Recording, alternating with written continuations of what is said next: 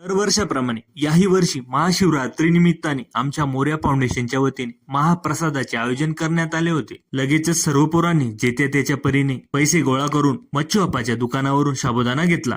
मग ताईने तो रात्रभर भिजत ठेवला. देवाचं कोणतंही काम असू द्या, मदत म्हणून सर्वांचे हातभार लागतात. ग्रुपवर नुसता मेसेज पडल्या पडल्या सर्व एकत्र जमले. देवाच्या कार्यासाठी देवाचा कायम आशीर्वाद असतो. देव कायम आपल्याकडून करून घेतो. फक्त आपली चांगली भावना असली पाहिजे. देव कुठेच कमी पडून देत नाही. प्रसादासाठी कोणी मिरच्या कापत होतं तर कोणी बटाटे सोलून कापत होतं. आपापल्या परीने सर्वजण मदत करत होते. खरं सांगायचं झालंच तर साबुदाणा खिचडी ही बनवायला एकदम सोपी असते. त्याच्यात फक्त साबुदाणा हा भिजून ठेवावा लागतो. बनवताना सुरुवातीला गरम तेलात मिरच्या टाकून मिरची चांगली परतून घ्यायची. त्यात चवीनुसार मीठ टाकायचं.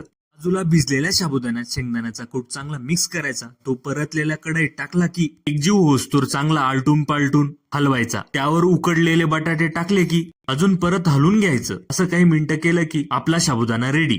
हा व्हिडिओ बघून कोणीही बनवू शकतं आता साबुदाणा खिचडी. एवढा सोपा आहे साबुदाणा. केलेला प्रसाद महादेवांना ठेवला. लहान मुलं ही देवाघरची फुलं असतात म्हणून या फुलांना पहिला मान म्हणून पहिला प्रसाद त्यांना दिला.